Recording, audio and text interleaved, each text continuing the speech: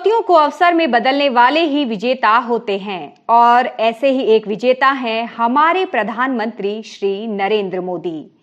मोदी न केवल स्वयं चुनौतियों को अवसर में बदलना जानते हैं, बल्कि देशवासियों से भी उनका यही आग्रह रहता है कि जब राष्ट्र के सामने किसी प्रकार की चुनौती आए तो हम संगठित होकर उसे एक अवसर में परिवर्तित करें।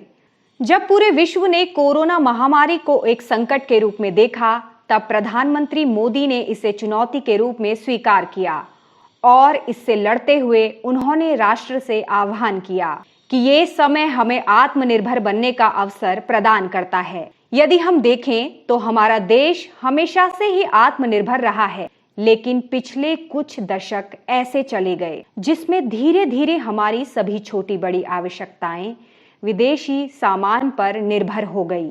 यहाँ तक कि हमारे त्योहार और पर्व पर उपयोग किए जाने वाली सामग्री के लिए भी हम विदेशों में बने सामान पर आश्रित हो गए। यह सब अनायास ही नहीं हुआ, बल्कि इसके पीछे पिछली सरकारों के षड्यंत्र थे। देश को पुनः उसी दिशा में धकेला जा रहा था जैसे अतीत में हमारा देश ईस्ट इंडिया कंपनी के चंगुल में फंसा था।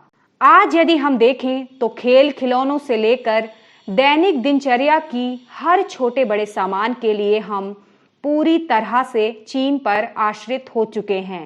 इस स्थिति से बाहर निकलने के लिए हमें आत्मनिर्भर बनना होगा। हमारे शहरों में, हमारे मोहल्ले में और हमारे आसपास यदि हम देखें तो कई छोटे छोटे कुटीर उद्योग चल रहे हैं। इन उद्योगों में वह सब सामग्री बनाई जा रही है जो हमारी दिनचर्या में प्रयोग में आती है। चूंकि हमारी निर्भरता के साथ साथ हमारी पसंद विदेशी सामान बन गया है, ऐसे में इन कुटीर उद्योगों में बनने वाली सामग्री की ओर हम ध्यान नहीं देते।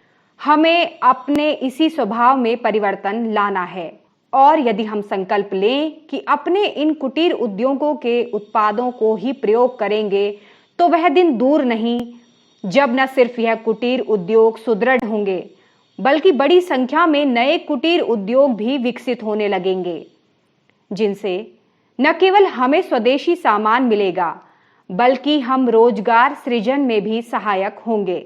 आज हम ऐसे ही कुटीर उद्योगों को स्थापित करने वाले लोगों के विषय में बात करेंगे। हमारा प्रयास है कि हम आपके सामने इसी प्रकार के लोगों को और उनके प्रयासों को सामने लाएं, जिससे उनका मनोबल भी बढ़े और उनके विषय में अधिक से अधिक लोगों को जानकारी पहुंचे। आत्मनिर्भरता का संकल्प श्रृंखला में हम आपको भारतीय जन की उस जिजीविषा के दर्शन कराएंगे जो अपने साथ साथ दूसरों को भी स्वाभिमान से जीने की प्रेरणा देते हैं। मुजफ्फरनगर के सरवट गेट निवासी नीति अग्रवाल ने 25 से अधिक लोगों को कोरोना संक्रमण के काल में रोजगार दिया।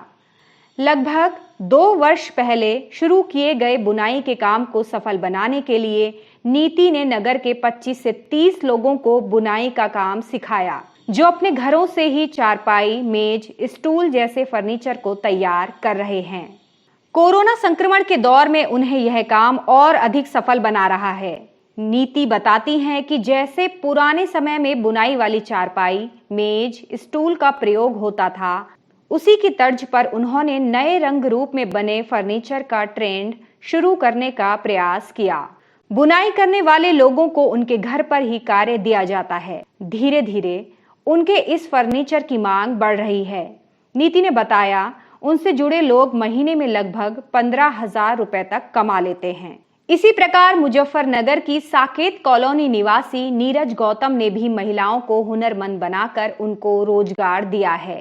प्रदेश सरकार की योजना पर उन्होंने स्वयं सहायता समूह बाला सुंदरी से 10 महिलाओं को जोड़कर कपड़ों की सिलाई का कार्य सिखाया। महिलाएं परिषदीय विद्यालयों के बच्चों की ड्रेस और मास्क बनाकर खुद को मजबूत बना रही हैं। इससे पहले उन्होंने ज्वेलरी बनाना, पायदान बनाना, अचार बनाना सहित खराब चूड़ियों से घर के सजावट का सामान तैयार करना भी सिखाया।